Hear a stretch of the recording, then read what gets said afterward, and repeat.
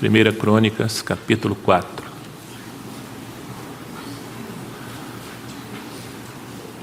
Versículos 9 e 10.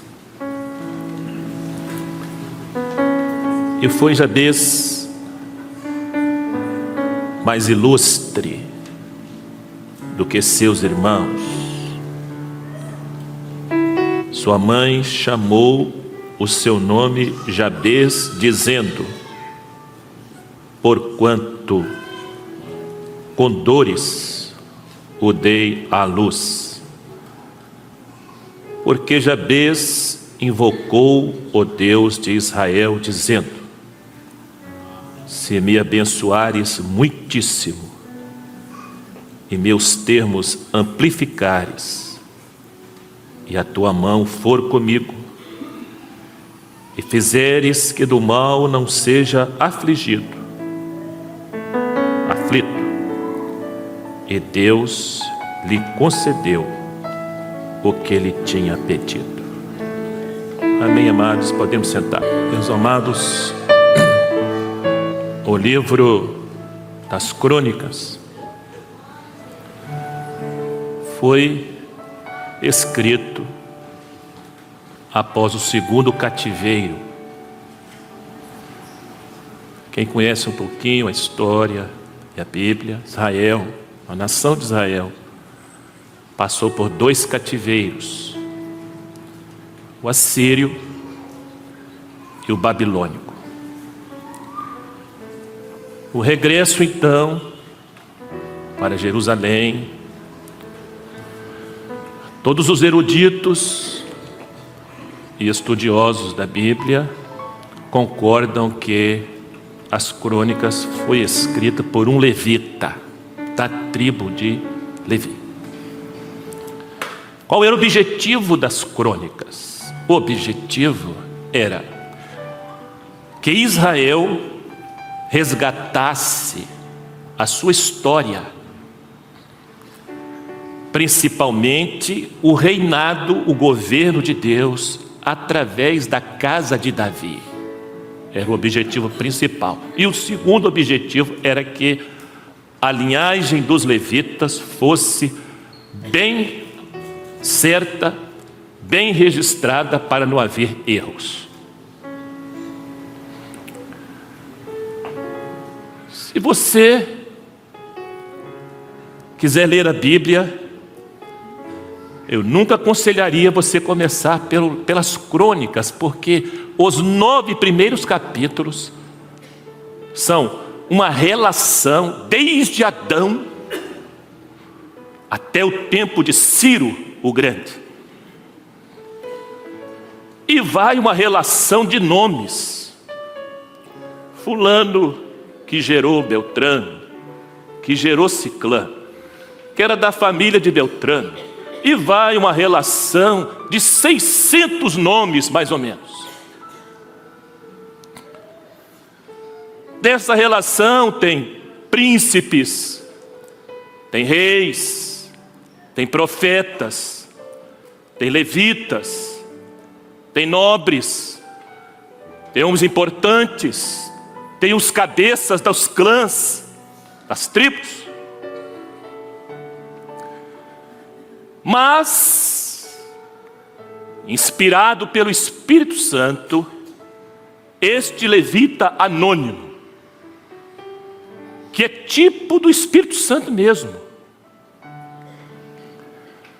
porque eu olho aqui, meus irmãos, para mim, todos aqui são honrados diante de Deus.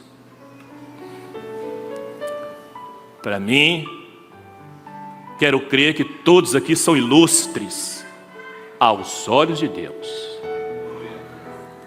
Mas o Espírito Santo, o levita anônimo, que não aparece, que não exige elogios, nem destaque, ele é que sabe mesmo. Aqueles aqui que estão vivendo uma vida que aos olhos de Deus, Deus olha e diz: aquela minha serva é honrada, aquele meu servo é ilustre. Porque no meio desses 600 nomes, este homem chamado Jabez vai ser destacado. O cronista vai abrir um parêntese e vai registrar a menor biografia da Bíblia. É a dele, Jabez. 2 versículos é a biografia dele, sendo que um é a oração dele. O destaque dele não é porque ele é rico, não é porque ele é nobre, não é porque ele é profeta, nem parente de rei. Ele é um homem comum. Jabez é um homem comum. Mas o destaque que registra a menor biografia foi a sua oração. Oração.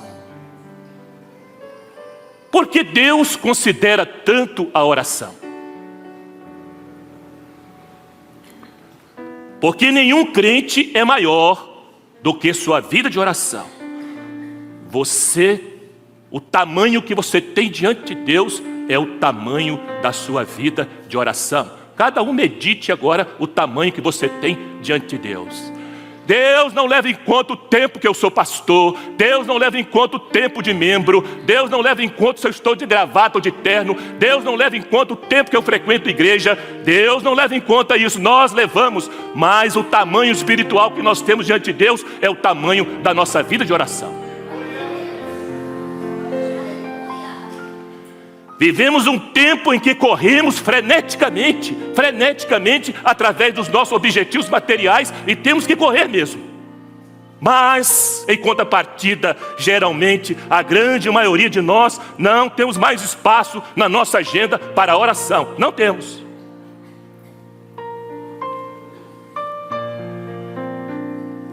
E a Bíblia é clara. A maior declaração de amor que podemos fazer uns pelos outros é orar uns pelos outros. É a maior declaração de amor. A menor distância entre a terra e o céu é quando você está de joelho. Não é quando você sobe ao Manaim. Você pode chegar muito mais longe com seus joelhos do que com seus próprios pés. É isso que a Bíblia ensina. Pode você não concordar, eu respeito, mas o que eu estou pregando, o que a Bíblia ensina. E eu fiquei preocupado de pregar sobre oração num domingo à noite, mas o Senhor falou, é isso que você vai pregar. Infelizmente, a prática e o prazer da oração esfriou em muitos corações. Em muitos, esfriou. A oração é o fôlego. A oração é a respiração da alma. E é por isso que o salmista diz, a minha alma suspira. A minha alma suspira por ti, ó Deus. O fôlego da alma, a respiração da alma é a oração. E é por isso que muitos crentes estão morrendo, estão no CTI da fé, porque a oração deles está na reserva. Você colhe os frutos do seu trabalho quando você trabalha, quando você age, você colhe os frutos. Mas quando você ora, Deus colhe os frutos para você. Porque o Espírito Santo, no meio de cerca de 600 nomes, vai destacar Jabez. A oração te aproxima de Deus, e a falta dela te afasta. Não é Deus que se afasta, é eu que me afasto, onde eu deixo de ter uma vida de oração. Nossas crises, meus queridos, nossas crises, eu estou em crise, pastor, eu estou desesperado, eu estou com muito medo. Nós é que estamos. Nossas crises não afetam Deus, nossos medos não amedrontam, nossos desesperos não apavoram a Deus. Ele anda sobre as águas. Ele tem tudo sob controle. Ele está no trono, comandando todo o universo. O Salmo 139, versículo 4, diz que antes que abramos nossos lábios, Ele já sabe o que vamos dizer. Quando perguntaram a Jesus como devia se orar, Jesus falou: entra no teu quarto, fecha a tua porta, ora a teu Pai, porque Ele te vê e Ele te recompensará. Ora a teu Pai. Tenha liberdade de falar com Deus como fale com o Pai. Meu Pai, eu estou fraco. Meu Pai, eu estou sem forças. Deus, meu Pai, me abraça. Meu Deus, meu Pai, me ajuda. Meu Pai, me socorre. Meu Pai, eu não sei o que fazer. Jesus falou o teu Pai. Ele não falou o teu Deus. A relação que Jesus ensinou da oração é de um filho com o Pai. Não é uma relação distante, não é uma utopia, é uma relação real, é uma relação de amor. Ora teu Pai. Ajoelhe e tenha Deus como Pai, o Pai celestial, o Pai rico, o Pai de amor, o Pai de misericórdia, o Pai bondoso, o Pai que não rejeita, o Pai que não te dá um tapa, um Pai que não vira as costas, um Pai que não fecha a porta. Ora teu Pai. Ora teu Pai. E Jesus diz: o Pai que te vê, não que te ouve. Jesus falou: o Pai que te vê. Por que Ele? Porque antes que nós oremos, Ele já sabe o que vamos dizer. Ele está preocupado em te ver. Sabe por quê? Ele quer ficar junto de nós. O Pai que ama quer ficar junto do Filho. O Pai que ama tem desejo de ficar junto da família. O Pai ama a igreja. Meus irmãos, o Pai ama. O amor dele é perfeito. O amor dele é benigno. O amor dele é dadivoso. O amor dele é abençoador. Ora teu Pai. Não tenha Deus distante da sua vida. Mesmo que você pense que Ele está distante, não está. Ele é o Pai. Ele é o Pai. Deus não procura adoração. Como é que é, pastor? É isso mesmo, a Bíblia diz isso. Deus não procura adoração. Deus procura adoradores. E não existe adoradores sem oração. Todos aqui, desculpe minha franqueza, meus irmãos, desculpem. Todos aqui que estão pensando que estão adorando a Deus sem oração e Deus está aceitando, não está. Não existe adorador sem oração. Não existe. O Pai procura os verdadeiros adoradores, que o adoram em espírito e em verdade.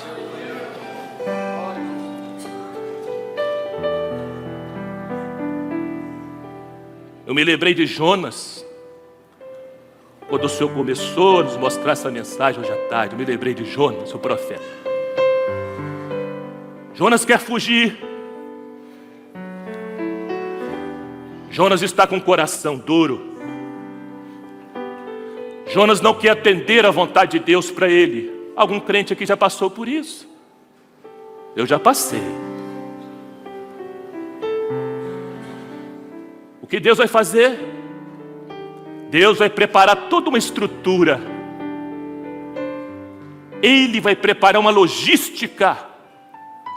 Ele vai preparar uma circunstância. Sabe para quê? Só para levar Jonas a orar.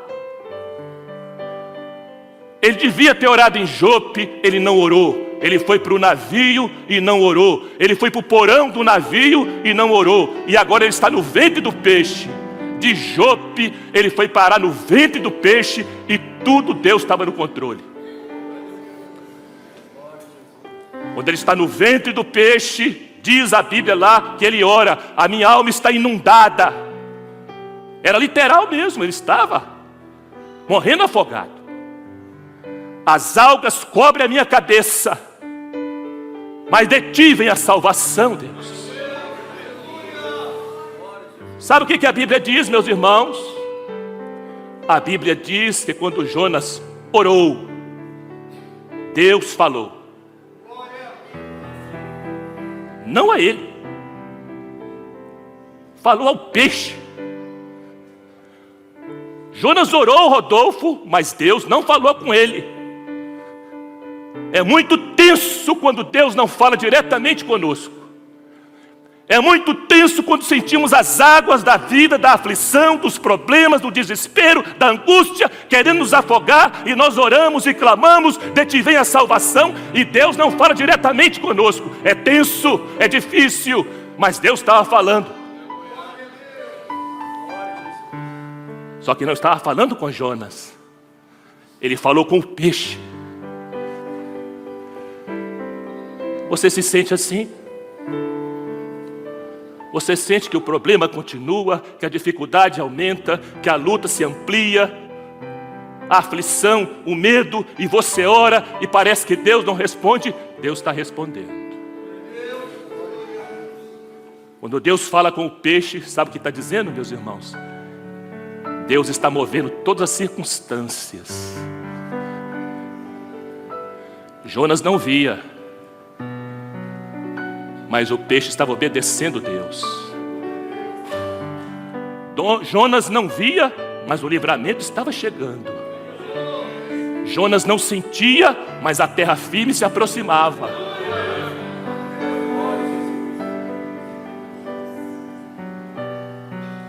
Algum crente aqui nesta noite assim, que pensa que Deus não está ouvindo, que Deus não está agindo, que a sua oração está sendo perdida? Não está. Não está. Você não está vendo, mas Ele está agindo. Você não está sentindo, mas Ele está operando. Você não está enxergando, mas o comando dele é que está organizando toda a circunstância ao seu redor para chegar ao objetivo que Ele quer. É a fé.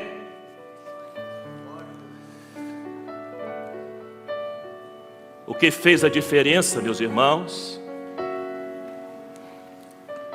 e classificou Jabes como ilustre aos olhos de Deus, não foi função igreja, não foi nenhum título eclesiástico.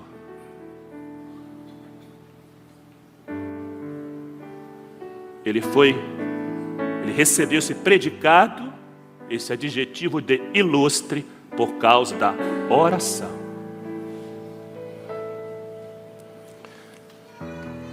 Estamos encerrando. Quem era Jabes? Era da tribo de Judá. Judá significa alegria, Judá significa louvor. Mas Jabes não tinha alegria e nem tinha motivos para louvar, humanamente. Quando ele nasce, ele recebe um nome que é um rótulo. Ele recebe um nome que é um estigma. Ele recebe um nome que é uma marca. Ele recebe um nome que é um peso, porque Jabes significa dor. Jabes significa sofrimento. O judeu tem esse costume até hoje. Quando os filhos nascem, eles põem o nome nos filhos de acordo com a circunstância que viveram ou de acordo com aquilo que eles esperam para o futuro daquele filho. Quando ele nasce, diz a Bíblia aqui, que a sua mãe deu o nome dele de Jabes, porquanto com dores o dei à luz. Ele era indesejado, ele era um filho não programado, ele era um filho que ela não queria. Ela devia estar passando um momento muito difícil na vida dela, de muita tribulação, e aquele neném nasce, e ela põe o nome de Jabes, e todas as vezes que ela dizia, Jabes, vem cá, ela estava dizendo, dor, vem cá, sofrimento, onde está você? Quem quer ser amigo do sofrimento? Quem quer andar de mãos dadas com a dor? Ninguém quer. Eu também não quero. Era o estigma que ele carregava. Todas as vezes que o nome dele era citado, todo mundo entendia. Eu fico pensando como ele era zombado. Ei dor, ei sofrimento, você é imprestável, não tem jeito para você. Você é um fracasso, seu nome é Jabez. Sua mãe te deu esse nome porque você vai sofrer o resto da sua vida. Não tem futuro para você. Tudo conspirava contra ele. Era um filho indesejado, imprestável. E é por isso que o Espírito Santo vai registrar a biografia dele, porque na contramão de tudo que a vida delimitou, na contramão de todo o peso que estava sobre ele, ele resolveu tomar uma atitude. E muitos aqui precisam tomar essa atitude hoje. Ele resolveu orar.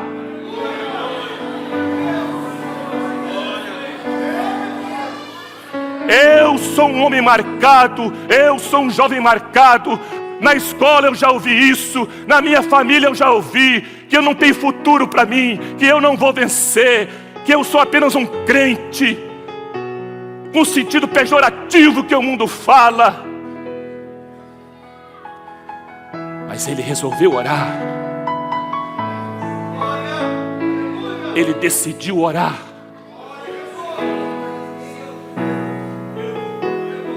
E ele ora.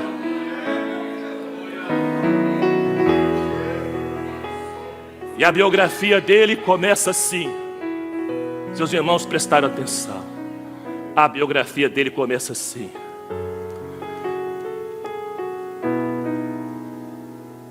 E foi Jabez mais ilustre do que seus irmãos.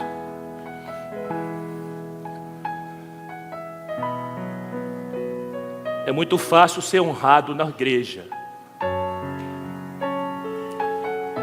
É muito fácil as pessoas olharem para nós e vermos orando pelas pessoas, pelos visitantes, impondo as mãos, de terno, de gravata, bem arrumados. E as pessoas olham para nós e falam assim: que homem honrado, que jovem ilustre. Amém, irmãos.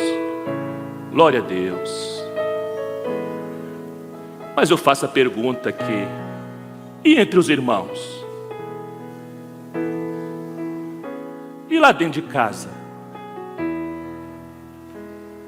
E lá na família? Você continua honrado? Você continua ilustre? Deus pode dar glória hoje, apontar para mim, para todos os diáconos que estão aqui, os obreiros também, e dizer: ali está um servo ilustre. Ele é honrado na minha casa e é honrado na casa dele também. Ele é ilustre na minha igreja e é ilustre dentro da casa dele, com a esposa, com os filhos, com os parentes. Os parentes olham para ele, o sogro olha para ele, a esposa olha para ele e diz: este homem é honrado, este homem é ilustre, é um homem de oração, ele é um homem de Deus. Podemos todos dizer isso aqui, afirmar isto? Queira Deus que sim. Queira Deus que sim. A biografia dele começa a ser o mais ilustre entre os seus irmãos, dentro da casa dele, no convívio com a família dele.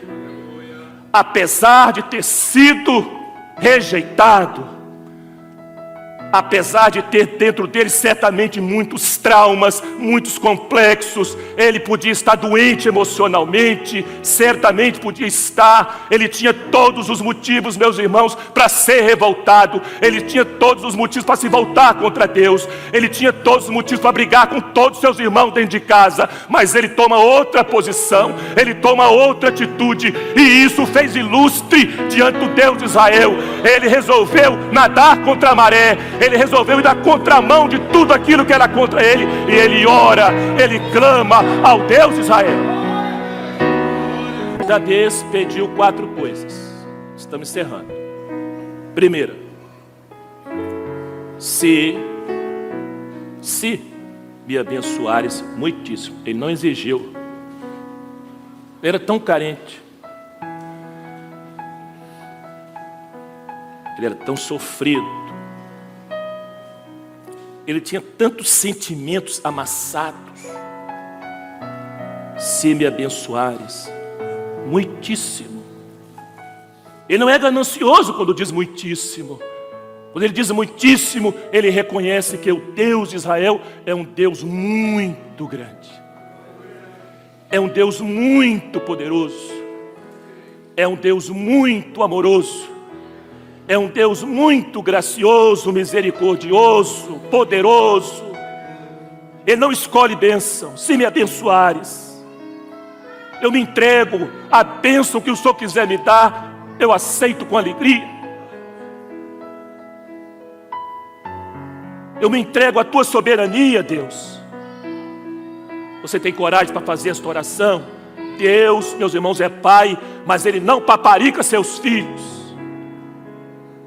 Nós gostamos de paparicar nossos filhos. Cada um cria seu filho como quiser. Eu não estou aqui para ensinar ninguém a criar filhos. Mas Deus não nos dá o que nós pedimos. Deus dá o que nós precisamos. Deus dá o que nós precisamos. Jabez precisava de uma bênção. A palavra bênção, meus irmãos, literalmente significa liberado para prosperar. Autorizado a prosperar. E eu vou dar um ensino bíblico aqui, bíblico, cada um atenda se quiser. Eu peço bênção à minha mãe até hoje. Todo dia de manhã eu passo para ela uma mensagem: bênção, mãe.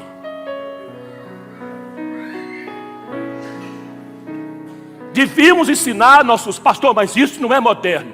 Não é moderno, mas é bíblico. Não é moderno, mas é bíblico. Devíamos ensinar nossos filhos a chegar aos pais e às mães, não obrigá-los, ensiná-los, mostrar a Bíblia para eles.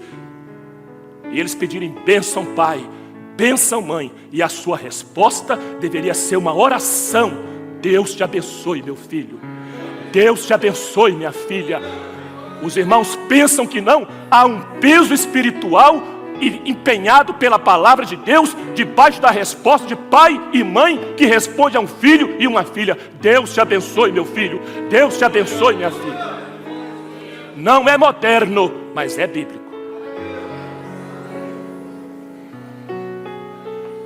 Ele pede a segunda coisa na oração: amplia minhas fronteiras. O privilégio traz consigo responsabilidades. A Bíblia ensina isso. O que o mundo e a vida estão delimitando e jogando sobre muitos, não deviam ter poder sobre nós, porque a vida e o mundo quer delimitar os limites que eles querem colocar, não deviam ter poder sobre nós. Sabe por quê? Porque nossa vida pertence a Deus. Os nossos limites, as nossas fronteiras, é Deus que deve estabelecer. Se nós estivermos dispostos a viver dentro dos limites e fronteiras que Deus tem para nós, Ele vai ampliar as fronteiras, Ele vai ampliar os limites, e nós vamos ter uma vida muito mais rica, muito mais ampla, muito mais abençoada na presença dEle.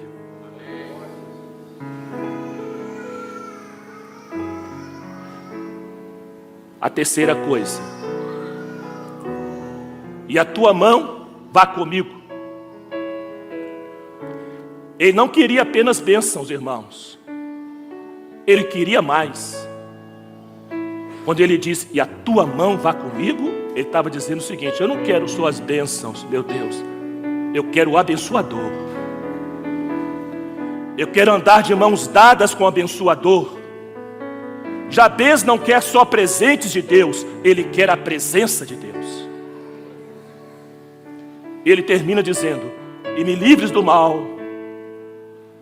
A oração dele, o final da oração dele, meus irmãos, vai coincidir profeticamente com as orações que o Senhor Jesus ensinou aos discípulos. Uma delas foi: Pai, não peço que os tire do mundo, mas que os livre do mal. E na oração do Pai Nosso ele diz: não os deixe cair em tentação, mas livrai-os do mal. E ele encerra a oração dele: livra-me do mal, livra-me do maligno, do adversário. Meus irmãos, infelizmente muitos crentes já perderam o discernimento dessa batalha espiritual que existe. Uma batalha para destruir casamentos, uma batalha para destruir lares, uma batalha para destruir famílias, uma batalha para destruir a fé, uma batalha para destruir a comunhão, uma batalha para destruir a fidelidade. Há uma batalha espiritual no mundo espiritual. Há um mal está aí para destruir tudo aquilo que Deus constrói. É por isso que a oração de Jesus é esta: livre-os do mal. Não tem jeito de tirá-los do mundo, mas livre-os do mal. O que nós aprendemos? Só a oração vence o mal. Não, mas eu já tenho 35 anos de ministério. Isso não vale nada para o adversário. Nada. O que vence o mal é a oração. O que vai vencer o mal no seu casamento, o que vai vencer o mal na vida do seu filho, o que vai vencer o mal que está atingindo a sua fé, o que vai vencer o mal que está atingindo a sua comunhão, o que vai vencer o mal que está te trazendo desânimo para vir na igreja, é a oração. Oração.